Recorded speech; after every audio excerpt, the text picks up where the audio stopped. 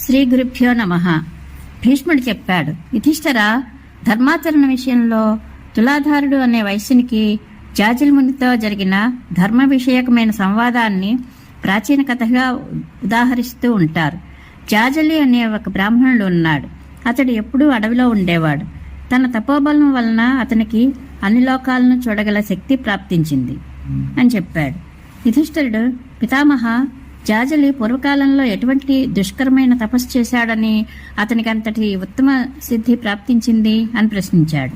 భీష్ముడు చెప్పాడు, నాయనా, జాజల్ముని గొప్ప కఠోరమైన తపస్సు చేశాడు.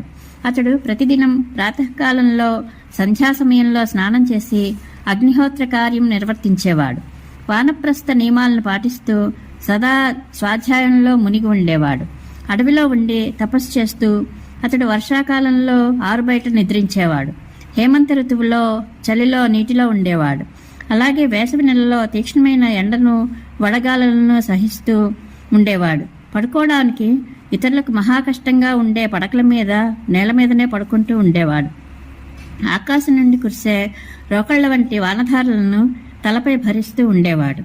అందువలన అతని తల వెంట్రుకలు పూర్తిగా తడిసి చిక్కులు పడి జడలు కట్టాయి. ఒకసారి మహాతపస్వి అయిన ఆ ముని నిరాహారుడై కేవలం వాయుభక్షణం చేస్తూ కర్రలా నిశ్చలంగా నిలబడి ఘోర తపస్సు చేయసాగాడు. ఆ సమయంలో అతనిని ఒక మొద్దు అనుకుని ఒక పక్షి జంట అతని జటలలో తమ నివాసానికి గూడు ఏర్పాటు చేసుకున్నాయి. మహర్షి చాలా దయగలవాడు. అందుకని పక్షులు గడ్డి పరకలతో గూడు ఏర్పాటు చేసుకుంటూ ఉంటే చూసి కూడా అతడు వాటిని తోలలేదు. అతడు కొద్దిగా కూడా కదలకపోవడంతో ఆ పక్షులు రెండు విశ్వాసం కలిగిన కారణంగా చాలా సుఖంగా అక్కడ ఉండసాగాయి. మెల్లమెల్లగా వర్షాకాలపు 4 నెలలు గడిచిపోయాయి. శరదృతువు వచ్చింది. అప్పుడు ఆ గోరువంకలు కామమోహితములై పరస్పరం సంగమించాయి. సమయం సమీపించేసరికి మహర్షి నెత్తిమీదనే గుడ్లు పెట్టాయి. ఈ విషయం తెలిసి కూడా మహర్షి ఏమాత్రం కదలకుండానే తన స్థానంలో తాను నిల్చున్నాడు. ఎందుకంటే అతని మనస్సు సదా ధర్మం మీదనే లగ్నమై ఉండేది.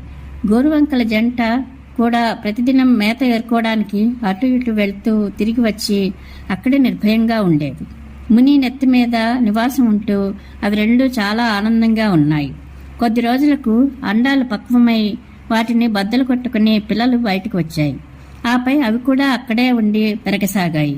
ఇంత జరిగినా కూడా ముని నిశ్చలంగా నిలబడే ఉన్నాడు. కొన్ని దినాలకు పిల్లలకు రెక్కలు వచ్చాయి. ఇది తెలిసి జాజలికి చాలా సంతోషం కలిగింది. ఇప్పుడు అవి అటు ఇటు ఎగురుతున్నాయి కూడా. పగలంతా గింజలు ఏరుకోవడానికి వెళ్తున్నాయి. సాయంకాలం అయ్యేసరికి తిరిగి ఆ గూటికే వస్తున్నాయి. ఇది చూసి కూడా ముని ఎప్పుడూ కదలలేదు, మెదలలేదు. ఇప్పుడు తల్లిదండ్రులు ఆ పిల్లల పోషణ వదిలివేశాయి. అవి ఒంటరిగానే బయటకు వెళ్తూ వస్తూ ఉన్నాయి. పగలు వెళ్తున్నాయి. సాయంకాలం గూడు కోసం తిరిగి అక్కడికే వస్తున్నాయి. ఒక్కొక్కసారి ఆ పక్షులు 5-6 రోజుల పాటు బయటకు వెళ్లి 6వ రోజు తమ గూటికి రావడం కూడా జరుగుతూ ఉండేది. కానీ అప్పుడు కూడా ముని స్థిరంగా నిల్చుని ఉండడమే వాటికి కనిపించేది. ఒకసారి ఆ పక్షులు ఎగిరిపోయి 1 నెల వరకు తిరిగి రాలేదు. కానీ జాజల్ ముని ఎలా ఉన్నవాడు అలానే నిల్చుని ఉన్నాడు. వాటి జాడ ఏమాత్రం లేకపోయేసరికి మునికి చాలా ఆశ్చర్యం కలిగింది. అతడు తన్ను తాను సిద్ధుడిని అనుకున్నాడు. ఆ మాటకు అతనికి గర్వం కూడా కలిగింది. అప్పుడు నదీ తీరానికి వెళ్లి అతడు స్నానం చేశాడు. తన నెత్తి మీద పక్షులు పుట్టడం, పెరగడం మొదలైన విషయాలు గుర్తుకు తెచ్చుకుని అతడు తను తాను మహాధర్మాత్ముడనని అనుకోసాగాడు. ఆకాశం వంక చూసి, నేను ధర్మాన్ని సాధించాను అని గట్టిగా పలికాడు. ఇంతలో ఆకాశవాణి, జాజలి, నీవు ధర్మంలో తులాధారునికి సాటిరావు. కాశీనగరంలో తులాధారుడు అనే మహాబుద్ధిమంతుడైన ఒక వైశ్యుడు ఉన్నాడు. అతడు చాలా గొప్ప ధర్మాత్ముడు. కానీ అతడు కూడా నీలా ఇలా మాట్లాడలేదు అన్నది. ఆకాశవాణి యొక్క మాటలు విని జాజల్కి ఈర్ష్య కలిగింది. అతడు తులాధారిని చూడడానికి అక్కడ నుండి బయలుదేరాడు. చాలా రోజులకు కాశీ చేరుకున్నాడు. అక్కడికి చేరుకుని అతడు తులాధారుడు బేరాలు అమ్మడం చూశాడు. మహాత్ముడైన తులాధారుడు కూడా జాజల్ని చూస్తూనే లేచి నిల్చున్నాడు. ఆపై ముందుకు వచ్చి చాలా ఆనందంగా అతడు బ్రాహ్మణునికి స్వాగత సత్కారాలు చేశాడు. తులాధారుడు, విప్రవర్య, మీరు నా వద్దకు వస్తున్నారనే సంగతి నాకు తెలిసింది. ఇప్పుడు నా మాట వినండి.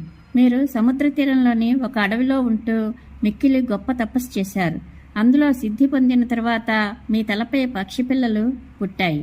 మీరు వాటిని చక్కగా రక్షించారు. రెక్కలు వచ్చాక అవి ఎగురుతూ అటూ ఇటూ వెళ్ళిపోయాయి. అప్పుడు మిమ్మల్ని మీరు ధర్మాత్ములుగా తలచి మీరు గర్వపడ్డారు. అప్పుడే ఆకాశవాణి నా గురించి చెప్పింది. అది విని మీరు అమర్షంతో నా వద్దకు వచ్చారు. విప్రోత్తమ, నేను మీకు ఏమి సేవ చేయగలను, ఆజ్ఞాపించండి అని అన్నాడు. భీష్ముడు చెప్తున్నాడు, బుద్ధిమంతుడైన తులాధారుడు ఈ రీతిగా అన్న మీదట జపం చేసేవారిలో శ్రేష్ఠుడైన జాజలి, వైశ్యోత్తమ, నీవు అన్ని రకాల రసాలను, గంధాలను, వనస్పతులను, ఓషధులను, వేళ్లను, ఫలాలను అమ్ముతున్నావు. నీకు ఇటువంటి విజ్ఞానము, ధర్మనిష్ట ఎలా కలిగాయి? ఈ సంగతులని నాకు చెప్పు అని అడిగాడు. తులాధారుడు చెప్పాడు, మునివర, అందరికీ మేలు కలిగించే పరమ ప్రాచీనమైన సనాతన ధర్మాన్ని, దాని నిగూఢ రహస్యాలతో పాటుగా నేను ఎరుగుదును. ఏ ప్రాణికి ద్రోహం తెలపెట్టకుండా జీవితాన్ని గడుపుకోవడం శ్రేష్ఠ ధర్మమని అంగీకరించబడింది. నేను ఆ ధర్మాన్ని అనుసరించే జీవనాన్ని నిర్వహించుకుంటున్నాను. గడ్డి గాదం కప్పి కర్రలతో నేను ఉండడానికి ఈ ఇల్లు కట్టుకున్నాను. అలక్తం, పద్మకం, తుంగకాష్టం, చందనం మొదలైన గంధాలను, ఇంకా చిన్న పెద్ద వస్తువులను విక్రయిస్తూ ఉంటాను. నా వద్ద రకరకాల రసాలు కూడా అమ్ముడవుతూ ఉంటాయి. మదిరను అమ్మను. ఈ వస్తువులన్నీ నేను ఇతరుల వద్ద కొని అమ్ముతాను, స్వయంగా తయారు చేయను. సరుకు అమ్మకంలో ఏ విధమైన మోసం గాని, కపటంగా వ్యవహరించడం గాని లేదు. జీవులందరికీ సుహృదుడై మనోవాక్రమలతో అందరికీ మేలు చేసేవాడే వాస్తవానికి ధర్మాన్ని ఎరిగినవాడు. నేను ఎవరితోనూ కలుపుగోలుతనం పెంచుకోను, విరోధించను. నాకు దేనియందు రాగం లేదు, ద్వేషం లేదు. ప్రాణులందరి పట్ల నా మనసులో ఒకలాంటి భావమే ఉంది. ఇదే నాకు వ్రతం. నా త్రాసు అందరికీ సమానంగానే తూగుతుంది. నేను ఇతరుల పనులను నిందించను, స్తుతించను. మట్టి పెళ్లకు, రాతికి, బంగారానికి భేదాన్ని ఎంచను. వృద్ధులకు, రోగులకు, దుర్బలులకు విషయభోగాల స్పృహ ఉండనట్లుగా నా మనసులో కూడా వాటిని పొందాలనే కోరిక లేదు. ఇతరుల వలన భయం లేకుండా, ఇతరులకు తన వలన భయం లేకుండా ఉన్నప్పుడు, దేనిని ద్వేషించకుండా, దేనిని కోరకుండా ఉన్నప్పుడు, ఏ ప్రాణి పట్ల చెడు తలంపులు కలగినప్పుడు మనిషి బ్రహ్మను పొందుతాడు. మృత్యుముఖంలో చిక్కి అందరూ భయపడినట్లుగా ఎవరి పేరు చెబితే అందరూ గడగడ వణికిపోతారో, ఎవడు కటువుగా మాట్లాడుతాడో, ఎవడు కఠినంగా శిక్షిస్తాడో అతడు మహాభయాన్ని ఎదుర్కోక తప్పదు. వృద్ధులు, పుత్రపౌత్రులు ఉన్నవారు, శాస్త్రానుసారంగా ఆచరించేవారు, ఏ ప్రాణిని హింసించని వారు అయిన మహాత్ముల ప్రవర్తనను అనుసరించి నేను కూడా నడుచుకుంటున్నాను. బుద్ధిమంతుడు సదాచారాన్ని పాటించడం చేతనే శీఘ్రంగా ధర్మరహస్యాన్ని తెలుసుకుంటాడు. నదీ ప్రవాహంలో కొట్టుకునిపోయే గడ్డిపరకలు, కర్రలు మొదలైనవి అప్పుడప్పుడు వేరే గడ్డిపరకలతో, కర్రలతో సంయోగం చెందుతాయి. ఈ సంయోగం దైవేచ్ఛ వలననే జరుగుతోంది, తెలిసి జరిగేది కాదు. అలాగే ప్రపంచంలోని ప్రాణులకు కూడా పరస్పరం సంయోగ వియోగాలు జరుగుతూ ఉంటాయి. ప్రపంచంలోని ఏ ప్రాణి కూడా ఎప్పుడూ ఏ రకంగానూ కొంచెం కూడా ఎవరికి భయపడదో అతడు అన్ని ప్రాణుల నుండి అభయం పొందుతాడు. నదీ తీరానికి వచ్చి కోలాహలం చేసే మనుష్యులకు భయపడి జలచర జీవాలన్నీ నీటి లోపల దాక్కుంటాయి. తోడేళ్లను చూసి అందరూ వణికిపోతారు. అలాగే ఎవరి వలన అందరూ భయపడతారో అతనికి కూడా ఇతరుల వలన భయపడక తప్పదు. అభయదానం అనే ఈ ధర్మాన్ని ప్రయత్నపూర్వకంగా పాటించడమే ఉచితం. దీనిని ఆచరణలోకి తెచ్చుకున్నవాడు సహాయవంతుడు, ద్రవ్యవంతుడు, సౌభాగ్యశాలి, పరలోకంలో శుభాలు అనుభవించేవాడు అవుతాడు. కాబట్టి అభయదానం ఇవ్వడంలో సమర్థులైన వారినే విద్వాంసులు శ్రేష్ఠులు అని చెప్తారు. వారిలో క్షణభంగనమైన విషయాలను కోరుకునేవారు కీర్తి కోసమో గొప్పతనం కోసమో అభయదానం అనే వ్రతాన్ని పాటిస్తారు. కానీ చతురులు బ్రహ్మప్రాప్తి కోసమే దానిని ఆశ్రయిస్తారు. తపస్సు, యజ్ఞం, దానం, జ్ఞానోపదేశం వీటి వలన కలిగే ఫలాలన్నీ కేవలం అభయదానం చేతనే లభిస్తాయి.